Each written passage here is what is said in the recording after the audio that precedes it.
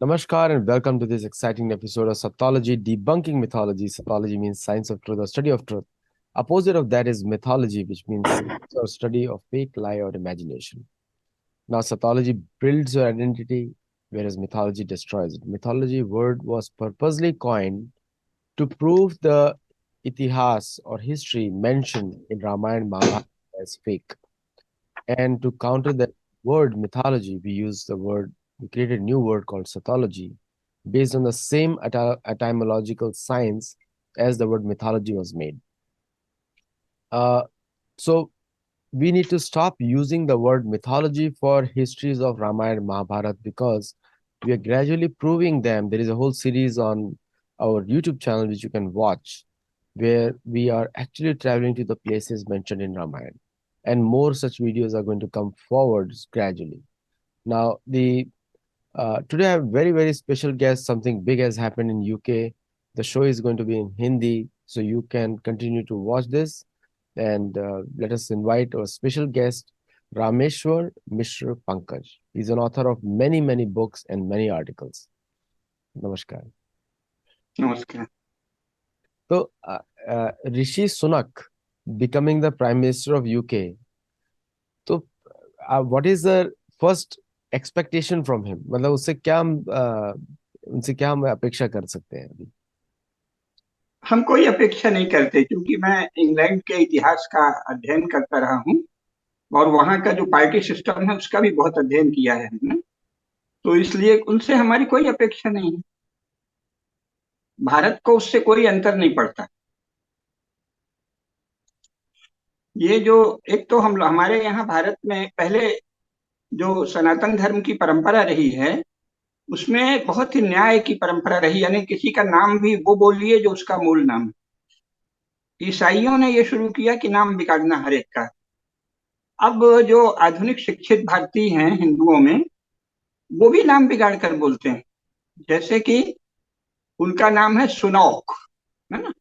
ये उनका official school में लिखा सर्टिफिकेट में नाम है सुनौक। अब वो सुनौक को आप शुनक क्यों कहते हैं? क्योंकि शुनक एक ऋषि का नाम था। तो एक तो प्रॉपर नाउन को बिगाड़ना नहीं चाहिए।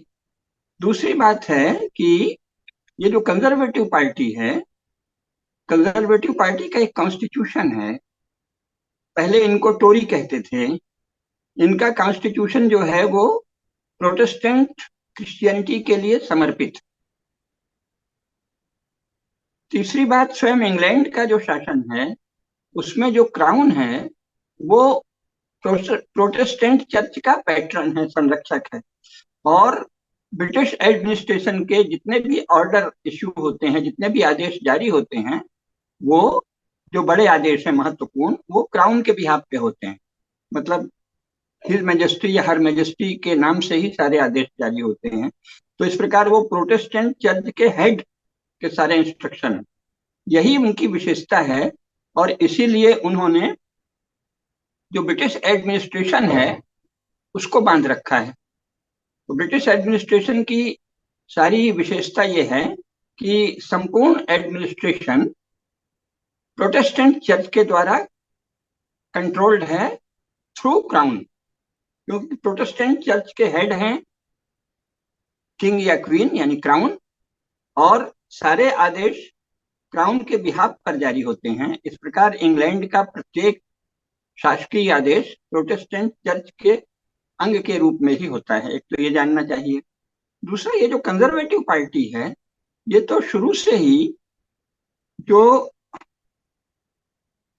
प्रोटेस्टेंट ट्रेडिशंस हैं, प्रोटेस्टेंट क्रिश्चियनिटी की जो ट्रेडिशंस हैं उनको और पक्का बनाए रखने के लिए ही इस पार्टी का गठन हुआ था। आखिर शुरू में केवल दो पार्टियां थी, कंजर्वेटिव और लिबरल। तो लिबरल वो थे जो कहते थे नहीं भाई, थोड़ा समय के अनुसार ढील देनी चाहिए। और कंजर्वेटिव ये हैं जो कहते हैं कि नहीं, प्रोटेस्टेंट क्रिश्चियनिटी की सारी ट्रेडिशंस को मेंटेन करना चाहिए। अब जो लोग ये सब भी नहीं जानते तो उनको लगता है कि ये तो एक हिंदू आ गया। अब हिंदू की समस्या ये है कि स्वयं भारतवर्ष में जो परंपरा से सनातन धर्म के अनुयायियों का नाम रहा है उनको ही हिंदू कह दिया। लेकिन विश्व हिंदू परिषद जैसे जो संगठन बने हैं उन्होंने तो हिंदू की अजीब परिभाषा दे दी। उनका कहना है कि कम्युनिस्ट, नास्तिक, सोशलिस्ट सभी हिंदू हैं। तो एक तो ये परिभाषा ही स्वयं में दोषपूर्ण है, और इस परिभाषा को मानने वाले ही भारत में इस समय सत्ता में है, और उसके पहले कांग्रेस तो कोई मानती ही नहीं थी हिंदू वगैरह। तो स्थिति यह है कि स्वयं भारत में हिंदुत्व के विषय में कोई स्पष्टता नहीं। हिंदुत्व क्या है, ये भारतीयों के भीतर स्पष्ट नहीं है। जो जिस विचार को मानता है वो समझता है यही हिंदुत्व है। तो ये तो केओस है ना, अराजकता का दृश्य है।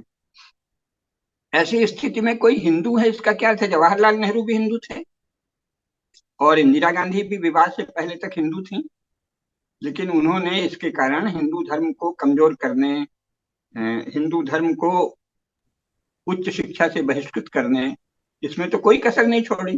तो हिंदू होने का क्या अर्थ है? एक। दूसरे, जैसा मैंने बताया, इंग्लैंड का स्टेट प्रोटेस्टेंट चर्च का पैटर्न है, और कंजर्वेटिव पार्टी प्रोटेस्टेंट क्रिश्चियनिटी को ही अधिक स्ट्रांग, अधिक सुदृढ़, अधिक मजबूत बनाए रखने के पक्ष में है। तो जो यहाँ प्रधानमंत्री बनेंगे तो वो कोई कंजर्वेटिव पार्टी के अनुशासन से बाहर थोड़ी जाएंगे। तो कंजर्वेटिव पार्टी का अपना एक अनुशासन है, और फिर उसका बहुत बड़ा संगठन है। जैसे उसका यूथ विंग है, वो भी प्रोटेस्टेंट क्रिश्चियनिटी को बड़ी कट्टरता से लागू करने की मांग करता है। फिर उसका वीमेन विंग है, वो भी यही मांग करता है। फिर उसकी जो एजुकेशन पॉलिसी है वो और स्ट्रांगली प्रोटेस्टेंट ट्रेडिशंस को लागू करना चाहती है देश में। तो क्या सुनक इन सबको तोड़ देंगे? क्या वो अनुशासनहीनता करेंगे कंजर्वेटिव पार्टी की? एक बात।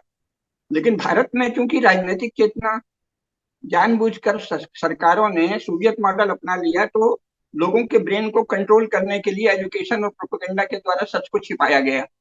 तो यहाँ के जो एजुकेटेड लोग हैं उनमें से जो बहुत ब्रिलियंट हैं, और जो इस समय इंटरनेट आदि के कारण दुनिया से इंटरेक्ट करते हैं, उनको छोड़ के बाकी लोग जो भारतीय मीडिया, भारतीय चैनल और भारत के यूनिवर्सिटीज आदि की बहसों में भाग लेते हैं, तो वो तो दुनिया के विषय में सच को जानते ही नहीं है।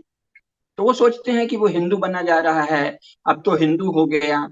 मतलब आप न तो इंग्लैंड के शासन को जानते जो कि प्रोटेस्टेंट चर्च के लिए समर्पित है, ना आप कंजर्वेटिव पार्टी को जानते जो प्रोटेस्टेंट क्रिश्चियनिटी की को कंजर्व करने के लिए ही बनी थी, लेकिन कुछ नहीं जानते। अब यहाँ समस्या ये एक आती है कि ये इंटरनेशनल डेमोक्रेट्स यूनियन भी एक बनी है, जो कंजर्वेटिव पार्टी की पहल से बनी है। इसमें भारतीय जनता पार्टी भी मेंबर है। ये भारत के अधिकांश लोगों को नहीं पता। इंटरनेशनल डेमोक्रेट्स यूनियन का एक मेंबर भारत की भारतीय जनता पार्टी भी है। तो इस अर्थ में कंजर्वेटिव पार्टी ऑफ इंग्लैंड और बीजेपी दोनों में आपस में एक तरह का संबंध है। तो इससे होगा ये कि ये स्वयं भारत में भी ये लोग धीरे धीरे क्रिश्चियनिटी को और अधिक मौका देंगे, उसको फैलाएंगे, हिंदुत्व की ऐसी व्याख्या करेंगे जो सनातन धर्म के धर्मशास्त्रों के विपरीत हो। तो भारत के लिए इसका अशुभ परिणाम तो संभव है, शुभ परिणाम तत्काल नहीं होगा। लेकिन फिर भी अगर दीर्घकालिक दृष्टि से देखें, क्योंकि ये तो हो गया मनुष्यों के दिमाग में क्या आता है, तो ये लोग तो ऐसे करेंगे। लेकिन जो काल प्रवाह है, जैसे सोनिया गांधी चाहती थी कि भारत से हिंदू धर्म का नाश कर दें, तो भगवान दैवी शक्तियों ने, दिव्य शक्तियों ने, काल प्रवाह ने अचानक 2014 में मोदी जी को ला दिया।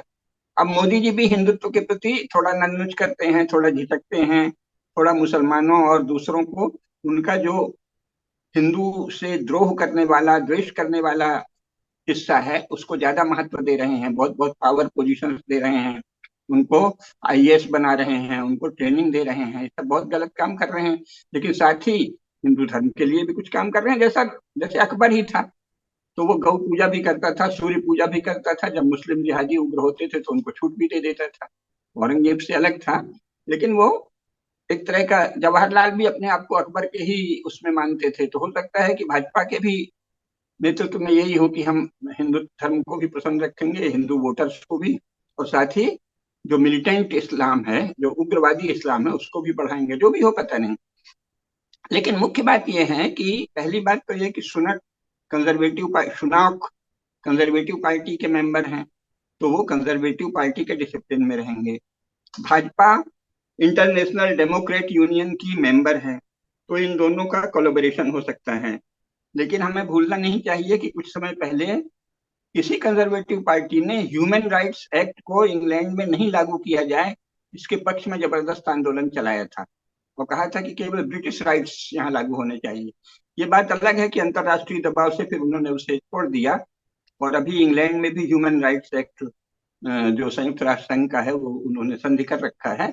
लेकिन उनका मन बताता है, उनकी मानसिकता ये है कि वो आखिर ब्रेग्जिट से भी उस मतलब यूरोप यूनियन के सदस्य होने के विरोध में भी रहे हैं, इसीलिए कि वो अपने ब्रिटिश आइडेंटिटी को विशेषकर सुरक्षित रखना चाहते हैं।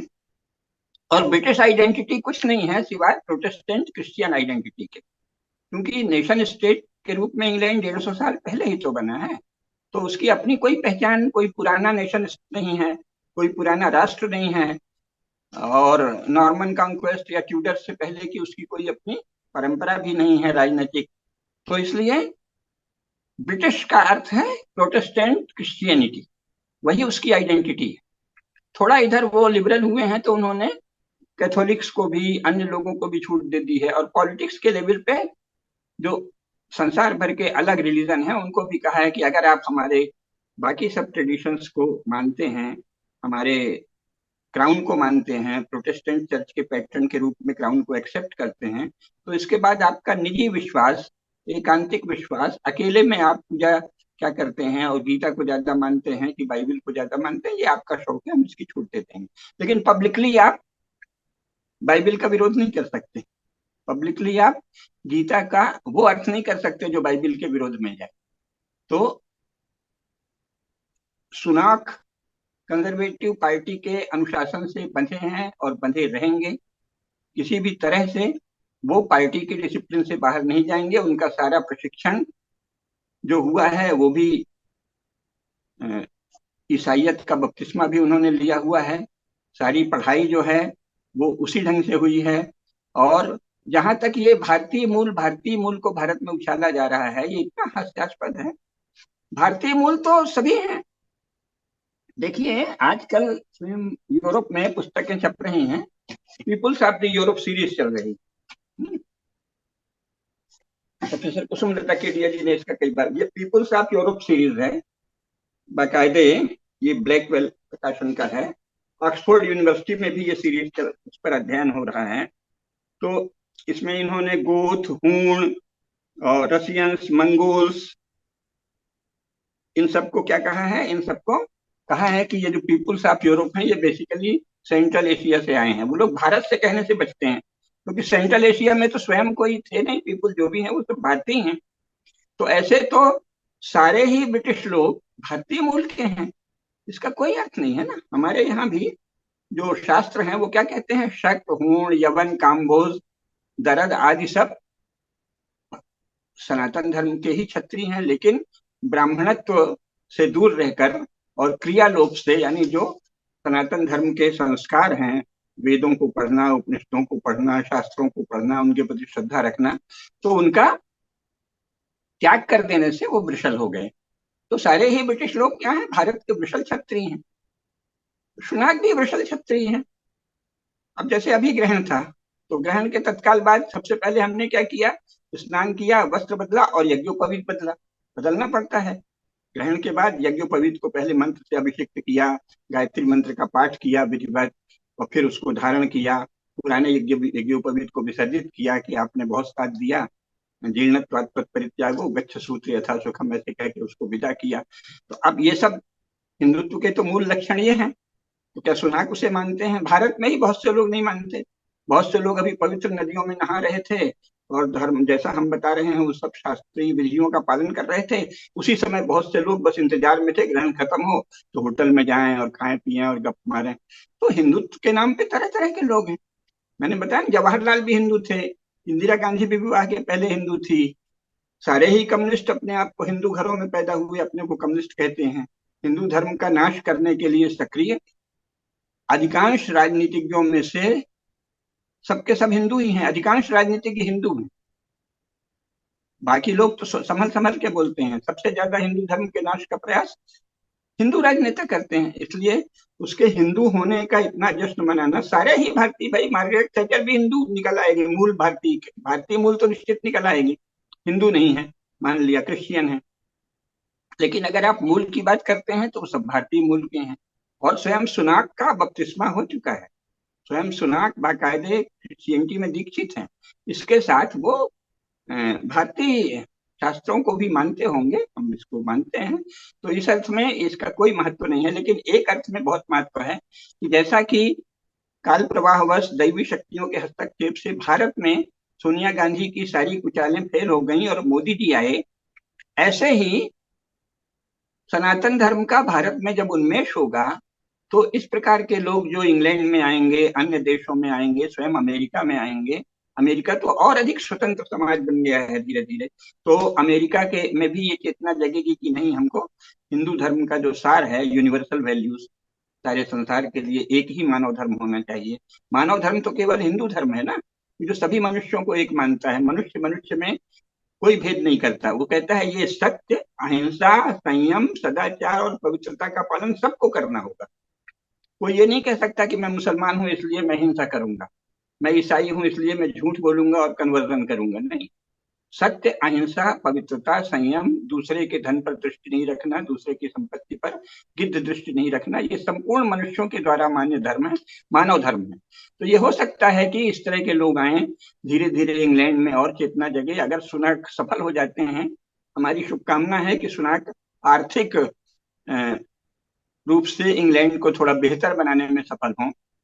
हालांकि जितना मैं जानता हूं अंतरराष्ट्रीय परिस्थितियों को, उसमें इंग्लैंड की हालत अभी डगमग ही रहने वाली है, क्योंकि ये तो सारा अ, दूसरे देशों की लूट से तो धन आया था, और इसके बाद अमेरिका ने मास्टर प्लान के अंतर्गत जो इनको खड़ा किया था, जिसमें दुनिया के सामान को सस्ते दर में लेना और अपने द्वारा उत्पादित माल को महंगे दाम में बेचना आदि विनिमय मूल्य की शरारतें शामिल थीं।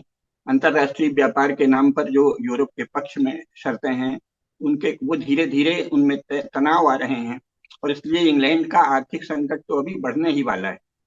लेकिन सुनाक कम से कम तात्कालिक रूप से उसे संभाल लें थोड़ा संतुलित ढंग से, ये हमारी शुभकामना है। सुनाक का इंग्लैंड का प्रधानमंत्री बनना, कम से कम भारत में एक मनोवैज्ञानिक लहर फैला गया है, लोग बड़े उत्साहित हो रहे हैं। पहले तो यहाँ झूठ ये फैला दिया कि हम अंग्रेजों के गुलाम थे, जबकि मैंने बहुत विस्तार से बताया है कि अंग्रेजों और हिंदुओं का और मुसलमानों का एक तरह का इंटरेक्शन था, है ना, ब्रिटिश इंडियन इंटरेक्शन था। अंग्रेजों की कोई हैसियत नहीं थी कि वो भारत को गुलाम बनाते। तो इस गुलामी का की हवा जवाहरलाल नेहरू ने ज्यादा खड़ी की, गांधी और नेहरू ने मिलकर। तो वो हवा शायद अब इससे मिट जाए, लोगों को कम से कम एक मनोवैज्ञानिक असर हो कि देखो हम भी, हमारा आदमी भी भारत का प्रधानमंत्री बन गया है। तो चूंकि बहुत सी चीजें भावनात्मक ढंग से चलती हैं, नारेबाजी के लेवल पे चलती हैं, हवा में उछल के चलती हैं, तो इस अर्थ में भारत के मानस पर इसका अच्छा प्रभाव पड़ेगा। हमारी शुभकामना है कि सुनाक अवश्य सफल हों, लेकिन वस्तुतः है कोई सनातन धर्म के लिए इससे कोई भी निर्णायक प्रभाव नहीं होगा, क्योंकि न तो वो क्राउन के विरुद्ध जा सकते हैं, न कंजर्वेटिव पार्टी के अनुशासन के बाहर जा सकते हैं, और कंजर्वेटिव पार्टी और ब्रिटिश क्राउन दोनों ही प्रोटेस्टेंट क्रिश्चियनिटी के लिए समर्पित। तो इसी तरह का काम चलेगा। जी, आपने जी। बहुत अच्छी बात बोली, क्योंकि हिंदू शब्द का अर्थ तो लोगों को मालूम नहीं है। क्योंकि अगर हम उसको संधि विच्छेद करके भी देखें तो हिमालय और हिंदू महासागर को एक संबंध करके एक वर्ड, हम्म। संधि करके एक वर्ड शब्द बनाया हिंदू। लेकिन हम्म। अगर हम देखें कि जैसे शास्त्रों में लिखा हुआ है, जो वेदों के अनुसार है वो धर्म है, जो वेदों के विपरीत है अधर्म है। बड़ा सिंपल सा बिल्कुल। लाइन है, एक ही लाइन है, यमदूत बोलते हैं विष्णुदूत को। तो हाँ, वेदों किलो धर्म मूलम, वेद ही अखिल धर्म के मूल है। हाँ, वही धर्म के हम्म। मूल है। और मोस्ट हम्म। ऑफ द हिंदुओं को लगता है कि एक एक डेफिनेशन बना दी है कि Hindu is a way of life, not a hmm. Religion, एक करके ऐसा बोल दिया है। तो एक तो रिलीजन ये तो शब्द भी मूर्खतापूर्ण बात है। बहुत ही Islam is also a way of life, Christianity is also a way of life, ये तो मीनिंगलेस सेंटेंस है ना। मीनिंगलेस सेंटेंस है। और क्योंकि ये सुप्रीम कोर्ट ने बोला है, इसलिए सारे जो हिंदुत्ववादी ऑर्गेनाइजेशंस हैं वो इस तरह की बातें करते हैं। और सुप्रीम कोर्ट के जज भी हिंदू धर्म के विषय में ज्ञानी नहीं हो सकते ना, उस नहीं हो विषय में सकता। मूर्ख हो सकते हैं। एंग्लो सेक्शन लॉ के विषय में स्कॉलर हैं। हिंदू हाँ। धर्म के विषय में मूर्ख हो सकते हैं सुप्रीम कोर्ट के जज, में कोई आश्चर्य नहीं। और ये संवैधानिक रूप से कहने का मुझे अधिकार प्राप्त है, भारत के लोगों को पता ही नहीं। सनातन धर्म के विषय में सुप्रीम कोर्ट का जज मूर्ख हो सकता है, हाँ उसका बिल्कुल। अधिकार ही नहीं। बिल्कुल बिल्कुल। और सनातन धर्म के विषय में इन लोगों को बोलना भी नहीं चाहिए, क्योंकि ये तो अभी भी अंग्रेजों के सिस्टम्स हैं। और आज भी हम्म, कॉलोनियल लॉ चल रहा है कोर्ट्स में, अभी तक जुडिशियल रिफॉर्म्स भारत में नहीं हुए हैं। तो भारत की हम्म, जो सबसे इम्पोर्टेंट संस्था है वो भी ब्रिटिश है। सुप्रीम कोर्ट ऑफ बिल्कुल इंडिया ब्रिटिश ऑर्गेनाइजेशन है, वो इंडियन बिल्कुल। ऑर्गेनाइजेशन नहीं है। वो ब्रिटिश और लॉज एंग्लो को। सेक्शन लॉ है, एंग्लो सेक्शन लॉ प्रिवेल करता है। बिल्कुल। तो उसमें धर्म की कहीं परिभाषा नहीं, क्योंकि वहां पे मनुस्मृति को कोई इंपॉर्टेंस नहीं दी जाती। वहां पे नहीं, वो वर्णाश्रम। अथॉरिटी नहीं है, supreme court is not the authority for Sanatan Dharma, उनको करेक्ट। कोई अधिकार नहीं था। बिल्कुल नहीं है। और अगर धर्म में उनकी ट्रेनिंग हो तो शायद बात कर रहे हैं, लेकिन उनका धर्म में ट्रेनिंग नहीं है। उनका लॉयल्टी कहीं और है, और वो भी इंडिपेंडेंट। अभी तो रिफॉर्म्स के लोग बातें शुरू कर रहे हैं, लेकिन वो उनका ट्रेनिंग उस एरिया में है नहीं। अच्छा, एक इसमें इंपॉर्टेंट क्वेश्चन आता है। आपने बहुत अच्छा पॉइंट्स बोला जी। कि ऋषि सुनक से भारतीय कुछ ज्यादा एक्सपेक्ट ना करें, क्योंकि वो टोरी पार्टी हम्म, के मेंबर है, और वो कंजर्वेटिव क्रिश्चियनिटी जो को ही सपोर्ट करने वाले हैं, क्योंकि वो उन्होंने जो ओथ लिया है वो भी किंग के सामने लिया है। और किंग तो हम्म, पेटर है चर्च का। आपने सही बताया। पैटर्न है। तो अगर जैसे अभी ब्रिटिश के दिमाग में यही चल रहा है कि भारत के साथ फ्री ट्रेड एग्रीमेंट किया जाए। फ्री हम्म, ट्रेड एग्रीमेंट के लिए ही शायद ऋषि सुनक को लेकर आए हैं, कि वो भारत के लिए, क्योंकि ब्रिटिश की प्रोस्पेरिटी एशिया से ही आई है, और मुख्यतः भारत। हम्म, और बाकी सब जगह ब्रिटिश को नुकसान हुआ है। अमेरिका में नुकसान हुआ हम्म, है, अफ्रीका में नुकसान हुआ है, लेकिन भारत एकमात्र उनकी टेरिटरी थी जहां से उनको धन मिला है, जिसकी वजह से आज वो रिच हम्म, है। लेकिन एक बात ये भी है कि आज के समय में बिना भारत से दोस्ती किए हुए ब्रिटेन सस्टेन नहीं कर पाएगा। तो फ्री नहीं। ट्रेड एग्रीमेंट जो है वो ब्रिटेन के पक्ष में ज्यादा होने वाला है, भारत के पक्ष में कम होने वाला है। क्योंकि ब्रिटिश करेंसी पाउंड जो है वो आर्टिफिशियली इन्फ्लेटेड करेंसी है। वो गिरना हम्म, उसका जरूरी है, क्योंकि अगर वो गिरेगा नहीं तो उनके एक्सपोर्ट्स बढ़ेंगे नहीं। तो हम्म, इसलिए वो गिराने का कोशिश करेंगे वो लोग। लेकिन हम्म। ऐसी क्या मजबूरी है कि भारतीय लोग फ्री ट्रेड एग्रीमेंट ब्रिटेन के साथ करना चाहते हैं। वो पहले से जो चला आया है, तो हमारे जो ब्यूरोक्रेट्स हैं और सिस्टम में और बहुत से लोग हैं, वो भी फ्री ट्रेड, और फ्री ट्रेड वस्तुतः एक मिसनॉमर है, क्योंकि वो फ्री ट्रेड नहीं है। आप उनकी ट्रेड कंडीशंस को एक्सेप्ट कर लें, उसको वो फ्री ट्रेड कहते हैं। जैसे फ्री मार्केट भी है, तो फ्री मार्केट में सारी कंडीशंस यूएसए के पक्ष में और वेस्टर्न यूरोप के पक्ष में है।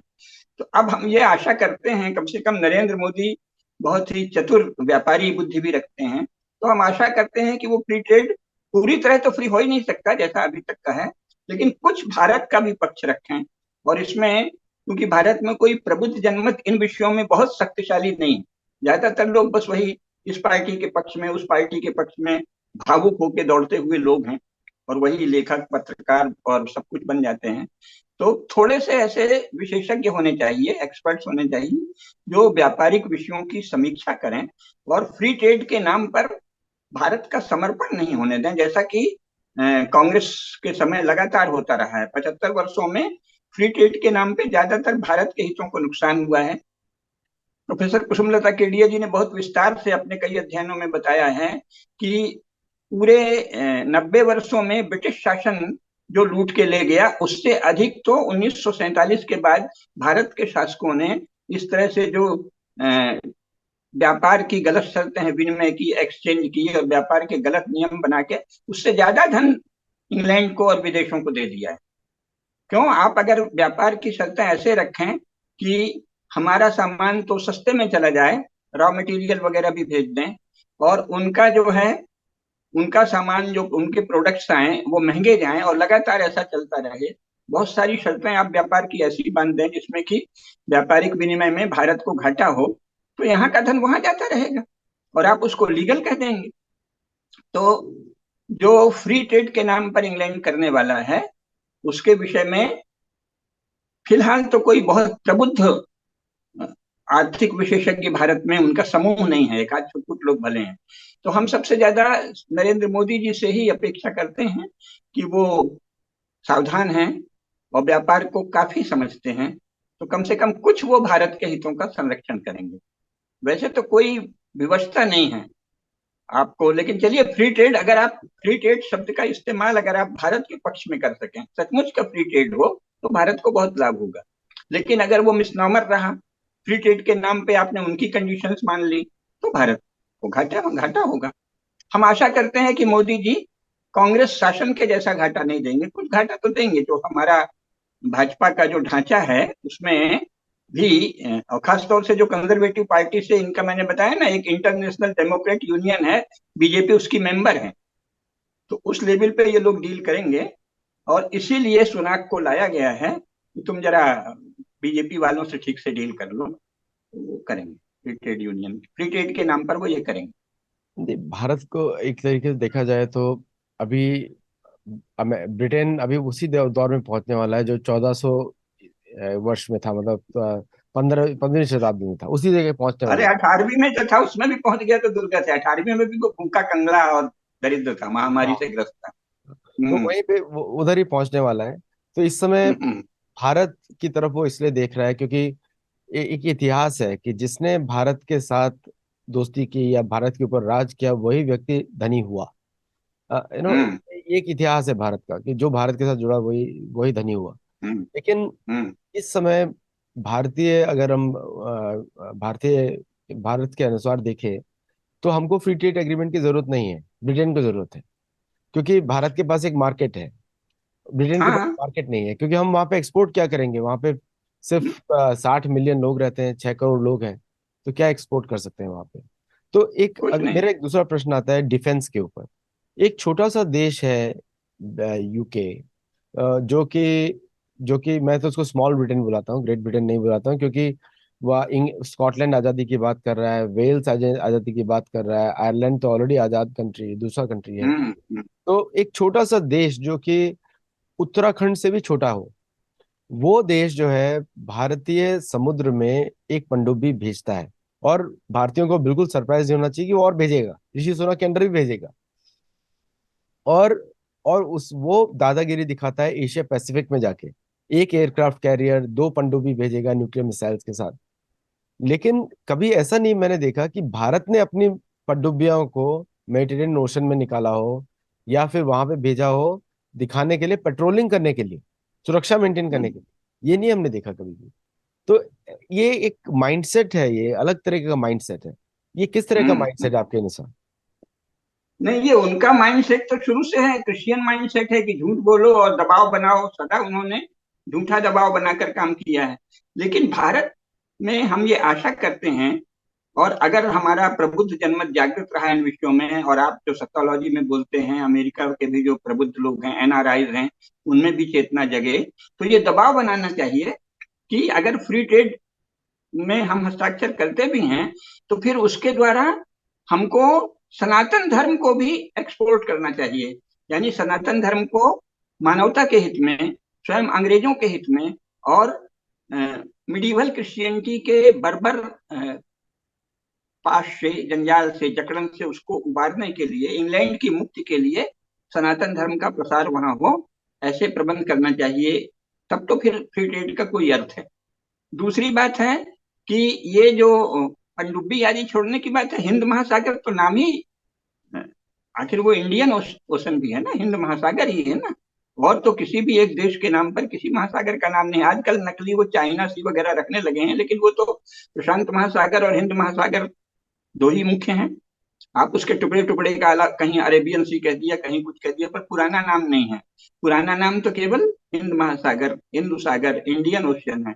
तो इसका अर्थ है कि हिंद महासागर में सब जगह अपनी पनडुब्बियां, अपने जहाज पेट्रोलिंग के लिए भेजना, निरीक्षण के लिए भेजना, ये भारत का स्वधर्म है। और पहले जो हमारे राजा थे, राजेंद्र चोल आदि चोल नरेश थे, सम्राट थे, पांड्य नरेश थे, स्वयं छत्रपति शिवाजी महाराज की जो नौसेना थी वो सब जगह भ्रमण करती थी। तो भारतीय नौसेनाओं का भ्रमण होना चाहिए संपूर्ण हिंद महासागर और उससे आगे प्रशांत महासागर और सब उससे जुड़े इलाके में। मोदी जी से हम ये अपेक्षा करते हैं कि अगर उनको सूझ गया इसका महत्व, तो वो ये करेंगे। हमको तो सबसे ज्यादा अधिकार प्राप्त है कि हम संपूर्ण विश्व में, और खासतौर से हिंद महासागर, प्रशांत महासागर और इससे जुड़े इलाके में अपने नौसेना की टुकड़ियां भेजें, पेट्रोलिंग भेजें, करना चाहिए। प्रबुद्ध जनमत अगर दबाव बनाए, जिसमें आपकी शत्रुलाजी की भी भूमिका हो सकती है, अमेरिकन जो एनआरआई है उनकी भूमिका हो सकती, क्योंकि मोदी जी में एक अच्छाई है कि ये मूढ़ता से ग्रस्त नहीं है, जैसे कि कांग्रेसी थे मूढ़ से थे, यानी उन्होंने कोई एक फ्रेजियोलॉजी अपना ली, जो नेता उनका है वो चालाक है, छली है, तो बाकी जो पार्टी कार्डर है वो बेवकूफ है। लेकिन मोदी जी स्वयं उतना, उनके भीतर धर्मनिष्ठा है, ऐसा लगता है बीच बीच में। हालांकि मुसलमानों को जरूरत से ज्यादा सुविधा दे रहे हैं, लेकिन धर्मनिष्ठा है तो और राष्ट्रभक्ति है। तो अगर मोदी जी की बात ये समझ में आ गई तो उनको कोई झिझक नहीं है, वो सच में नरसिंह है। उनको भेज देना चाहिए और वो भेज देंगे। किसी तरह मोदी जी को ये समझ में आना चाहिए कि भाई हमारा तो ये सहज अधिकार है, हिंद महासागर में दूर दूर तक और फिर उधर प्रशांत महासागर में भी, जहां जहां हमारे संबंध हैं, जहां जहां हम जिस समुद्र से जहां जहां जुड़े हुए हैं या संपूर्ण विश्व से ही जुड़े हुए हैं, सब जगह पेट्रोलिंग करना भारत सरकार का नैसर्गिक अधिकार है, जन्मजात अधिकार है, सदा से ही अधिकार है। तो समुद्रों में हमारी गश्ती नौकाएं घूमें लगातार, ये हमारा अधिकार है। और मोदी जी इसे समझ लेंगे तो कर लेंगे, ऐसा उनमें लक्षण दिखता है। हम भगवान से भी प्रार्थना करते हैं कि मोदी जी में ये विवेक जगे और अपन को वातावरण भी बनाना चाहिए। और ये इंग्लैंड जो जैसी दीन दशा को प्राप्त हो रहा है उसमें वो हम पर निर्भर है, तो उस समय उसका उपयोग करें। बिल्कुल। वहां सनातन धर्म के प्रसार के बहुत से उपाय हो सकते हैं। और यहाँ धर्मांतरण को गांधी जी ने कहा था कि हलाहल विष है, तो इसको एकदम कंट्रोल करें। जो नियम बना है कि कलेक्टर की, जिलाधिकारी की अनुमति के बिना एक भी कन्वर्जन नहीं हो सकता, लेकिन कांग्रेस और अब स्वयं भाजपा के मुख्यमंत्री कलेक्टर्स को छूट दिए रहते हैं और कन्वर्जन होता है। तो जो हमारे नियम बने हुए हैं पहले तो उन पर कड़ाई से पालन हो, फिर मानवता के हित में क्रिश्चियनिटी को ये कहा जाए कि तुम यूनिवर्सल वैल्यूज को मानो, तुम किसी धर्म की निंदा नहीं कर सकते, किसी रिलीजन की। ऐसा हम इस समय संपूर्ण विश्व में ये वातावरण बन सकता है कि मानव धर्म की प्रतिष्ठा हो, क्रिश्चियनिटी को मानव धर्म को मानने को विवश कर दें। और भारत इसमें लीड ले सकता है, भारत अगुवाई कर सकता है। लेकिन ये तभी होगा जब आप साथ में सैन्य शक्ति का प्रदर्शन करें, बिल्कुल। क्योंकि ये सारे देश उसी शक्ति को मानते हैं। अगर हमारी पनडुब्बियां, हमारे समुद्री जहाज अच्छे से, अधिक एकदम आधुनिकतम शस्त्रों से सज्जित होकर घूमने लगे और शक्तिशाली, अब तो हम भारत सदा से रहा है, उस शक्ति का यदि हम दिखावा करेंगे, प्रदर्शन करेंगे, तो फिर धाक जमेगी। और अगर हम वो मूर्खों की तरह शांति शांति रखते रहे तो तो फिर तो वो चढ़ बैठेंगे। तो करते ही है वो शक्तिशाली लोग। हम हैं और हम पर चढ़ेंगे वो। हाँ। तो आशा करते हैं कि मोदी जी में व्यावहारिक बुद्धि है, वो ये नहीं होने देंगे। ये इसी तरह अगर आप पूरा कॉलोनियल इतिहास देखेंगे तो उसमें यही है कि सबसे पहले सेनाएं जाती है। अभी ऑस्ट्रेलिया और यूएस और यूके को साउथ चाइना सी में क्या इतना जरूरत है? लोग बोलेंगे ट्रेड रूट्स प्रोटेक्ट करने के लिए। उसी के लिए तो भारतीय सेना की भी जरूरत है कि भारतीय सेना भी वहां डिप्लॉय हो। बिल्कुल सेम रीजन है ना। और दूसरा, भाई, जैसे संयुक्त राज्य अमेरिका अपने हितों की रक्षा के लिए सारे विश्व में कहीं भी जाने का अधिकार रखता है, ठीक उसी तर्ज पर भारत अपने हितों की रक्षा के लिए संपूर्ण विश्व में जाने का अधिकार रखता है। लेकिन इसके लिए ऐसी सरकार चाहिए जो कहे कि मूल भारतीयों का, सनातन धर्म का, हिंदू धर्म का जहां भी कोई भी अपमान होगा या संकट होगा या हिंदू नागरिकों पर कोई भी समस्या आएगी तो हमको संपूर्ण विश्व में हस्तक्षेप का अधिकार है ना। क्यों? भारत का अर्थ है सनातन धर्म। सनातन धर्म पर जहां जहां आंच आती है वहां वहां हस्तक्षेप का अधिकार भारत शासन को है, जन्मजात है, और संयुक्त राज्य अमेरिका की तरह है। ये करना चाहिए।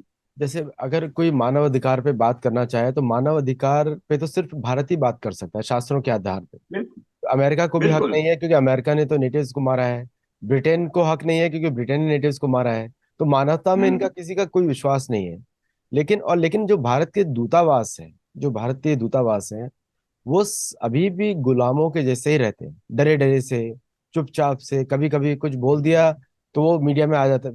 वो अगर एक शब्द भी बोल दें कुछ प्रो हिंदू तो मीडिया में छा जाता है कि क्या बोल दिया। हम्म। बट ये नहीं देखते कि हम्म। 90% टाइम क्या कर रहे हैं वो लोग।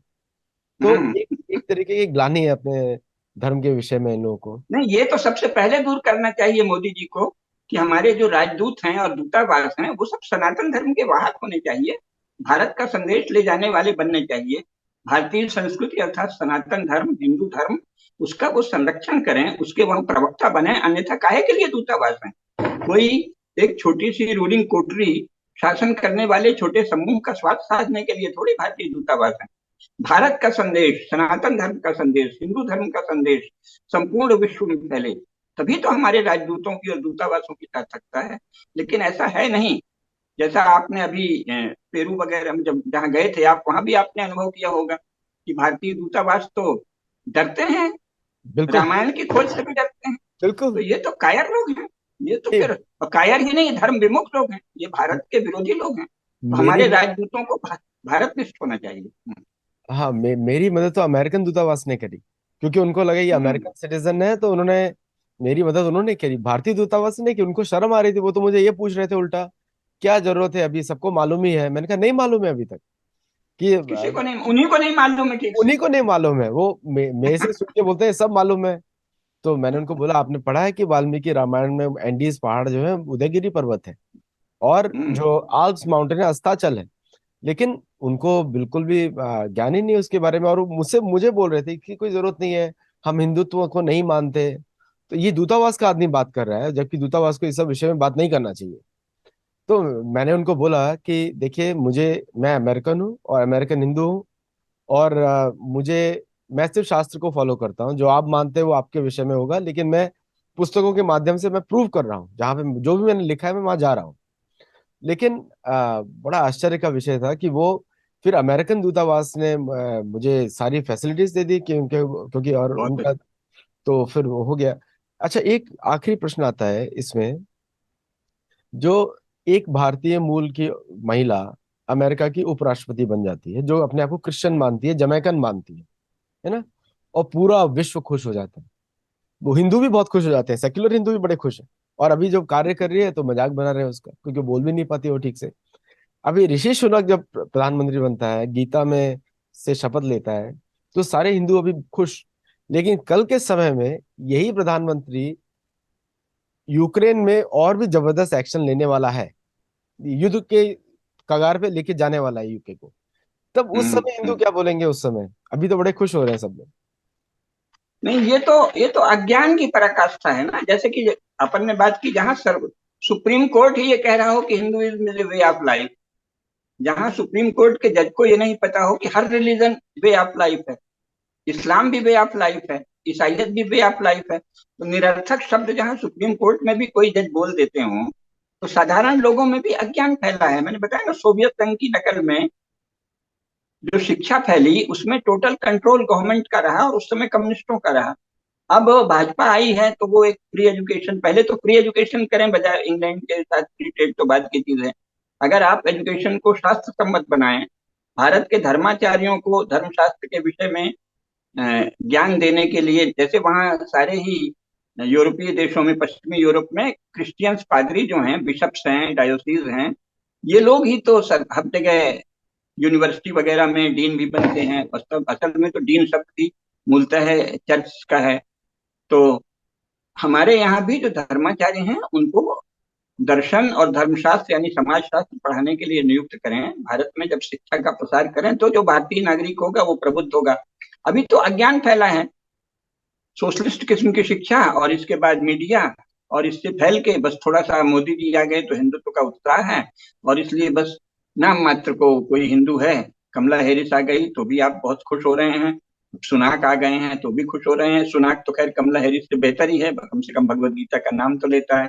वो तो पक्की क्रिश्चियन है, और वो तो गीता को फासिस्ट ग्रंथ कहेगी, फासिस्ट बुक कहेगी। बहुत से क्रिश्चियंस ने लिखा है कि गीता एक फासिस्ट बुक है।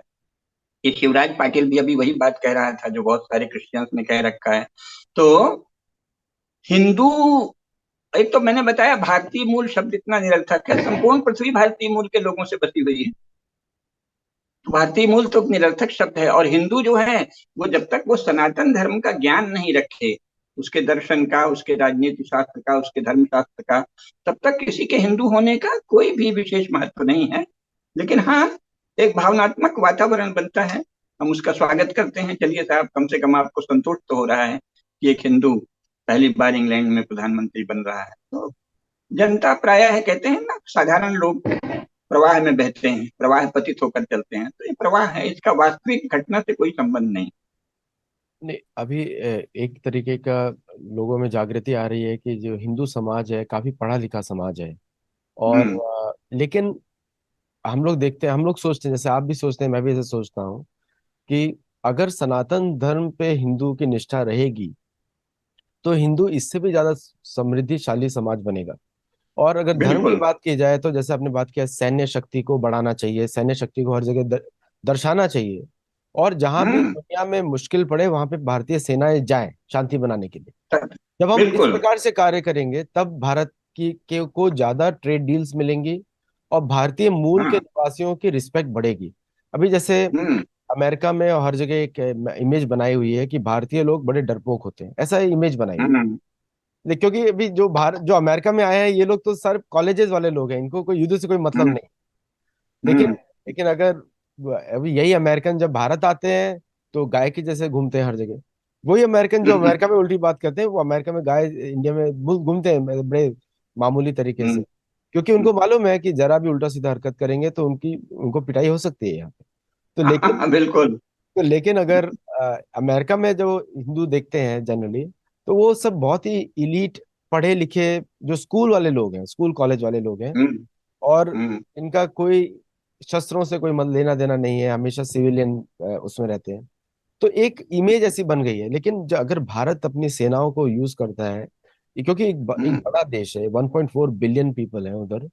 और तो भारतीय मूल के निवासियों को, जो भारतीय मूल के लोग हैं, उनको ज्यादा कॉन्फिडेंस भी आएगा कि वो और हम्म। अपने आप को मतलब शक्तिशाली रूप में प्रस्तुत कर सके। लेकिन हम्म। अभी जो जितने भी भारतीय मूल के लोग अमेरिका में बढ़ रहे हैं, ये सभी सिस्टम हम्म। के अनुसार बढ़ रहे हैं कि उसी सिस्टम में रह के, उस सिस्टम के अंदर, उस सिस्टम पर लॉयल्टी दिखा के ऊपर आ रहे हैं। उसमें ऐसा हम्म। कुछ भी नहीं है कि वो अपने हिसाब से कुछ कर सके। अभी आपको मैं एक भी ऐसा कंपनी नहीं है जो इंडियन ओन्ड हो, जो बड़ा बन गई हम्म। हो अमेरिका के अंदर, अभी ऐसा नहीं है।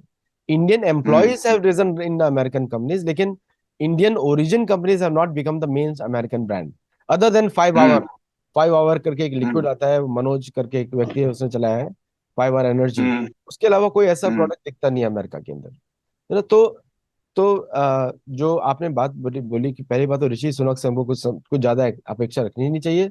और दूसरा, वो अपने हिसाब से अपने देश के लिए कार्य करने वाले हैं। दूसरा, अगर भारत को अपना इमेज सही में इम्प्रूव करना है तो अपनी सेनाओं को खुल के यूज करना पड़ेगा जहां भी उनकी बिल्कुल। जरूरत है।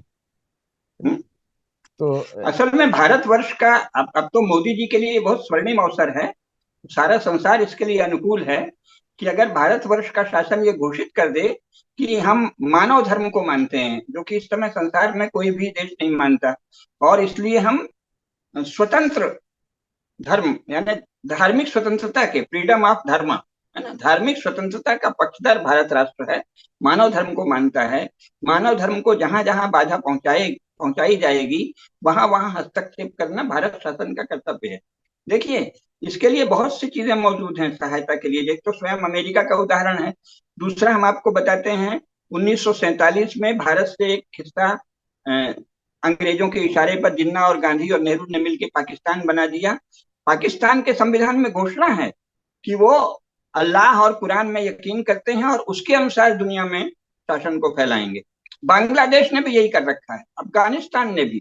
तो जब इन सब देशों ने, जो अभी कल कल बने हैं, 1921 के बाद अफगानिस्तान नेशन स्टेट बना, 1947 में पाकिस्तान बना, 1971 में बांग्लादेश बना, जब ये घोषणा कर सकते हैं और किसी नैरो आइडियोलॉजी या नैरो विचार के लिए कर सकते हैं, तो जो संपूर्ण विश्व में अनुकूलता है, संपूर्ण विश्व में जो अनुकूलता है सनातन मानव धर्म की, तो हमको भारत शासन को यह घोषणा करनी चाहिए कि हम धार्मिक स्वतंत्रता के पक्षधर हैं। मानव धर्म का संपूर्ण विश्व में विस्तार हो, ये भारत शासन का कर्तव्य है। संविधान में भी इसका भाव मौजूद है, आप थोड़ा संशोधन कर सकते हैं। और जहां जहां भी मानव धर्म को खतरा होगा, वहां वहां हस्तक्षेप करने का भारत शासन अधिकार रखता है। कम से कम इतना तो कह ही देना चाहिए।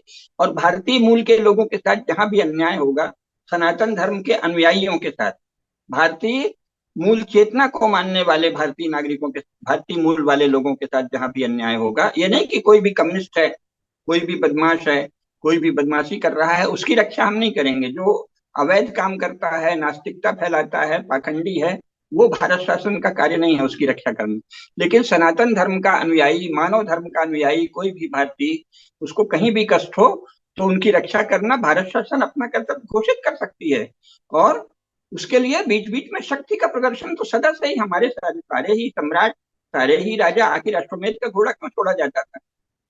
अपना शक्ति दिखाए बिना तो दुनिया चलती नहीं। राज्य का जो क्षेत्र है, जिसको शक्ति ही नहीं दिखानी है, वो फिर संन्यास लेके केवल आत्मज्ञान की साधना करे। शासन तो शक्ति से ही चलता है। तो संपूर्ण विश्व में हमारी नौसेनाएं और बीच बीच में हमारी वायु सेनाओं का भी कभी बन जाएगा, आकाश में उड़ान का, या कम से कम यहाँ संभव है वहां। लेकिन नौसेनाएं तो सब जगह जानना चाहिए कि भाई ये भारतीय हितों की रक्षा के लिए है। सारे संसार का महासागर भारत की नौसेनाओं के लिए खुला हुआ है और वो सारी दुनिया में पहुंचे। हमारी जब शक्ति दिखेगी तो सब लोग फिर समझेंगे कि भारत क्या है। और जो संसार का सबसे बड़ा योद्धा राष्ट्र है, रिकॉर्ड है जिसका, आखिर स्वयं अंग्रेजों और फ्रेंच लोगों की रक्षा भी हमारी सैनिकों ने की थी प्रथम और द्वितीय महायुद्ध में। प्रथम महायुद्ध में 15 लाख भारतीय सैनिक गए और द्वितीय महायुद्ध में 25 लाख। नहीं तो वहां ऑक्सफोर्ड के 3,000 ग्रेजुएट्स गए थे, उनको जल्दी जल्दी में भर्ती कर दिया था फर्स्ट वर्ल्ड वॉर में। उसमें से 2,000 से अधिक तो बिना लड़े खाइयों में सड़ के मर गए, है ना। तो भारत तो संसार का सबसे बड़ा योद्धा देश है। तो इसकी इमेज ये जानी चाहिए, ये नहीं कि जो वहां आप बता रहे हैं कि अमेरिका में वो कहते हैं नहीं नहीं हम तो बड़े शांति प्रिय हैं। भाई शांति का क्या अर्थ है? जो योद्धा नहीं है उसकी शांति प्रियता बेकार है। योद्धा ही असली शांति का रक्षक। तो भारत की योद्धा छवि सारे विश्व में जानी चाहिए। हमारी सेनाओं को, नौ सेनाओं को विशेषकर समुद्र में भ्रमण करना चाहिए, शक्ति दिखनी चाहिए। फ्री ट्रेड में भी सनातन धर्म के पक्ष में कुछ शर्तें मनवाकर या इंग्लैंड के लिए सनातन धर्म का द्वार खोल दिया जाए, ऐसी कोई व्यवस्था बड़े आसानी से मानव धर्म के नाम पर हो सकती है। हम आशा करते हैं कि मोदी जी बहुत चतुर प्रशासक भी हैं और व्यापार की बारीकियों को भी जानते हैं। तो जब वो फ्री ट्रेड एग्रीमेंट करें तो उसमें इस बात का ध्यान रखें कि भारत का, अर्थात हिंदू धर्म और सनातन धर्म का हित सुरक्षित रहे, ये अपेक्षा करते हैं। बहुत बहुत धन्यवाद आपका, और सभी दर्शकों का जो देख रहे हैं वीडियो, जरूर शेयर करें, लाइक करें, सब्सक्राइब करें चैनल को। और और हम लोग को फीडबैक दें कि हम नए अच्छे टॉपिक्स भी लेकर आए। धन्यवाद, नमस्कार। नमस्कार।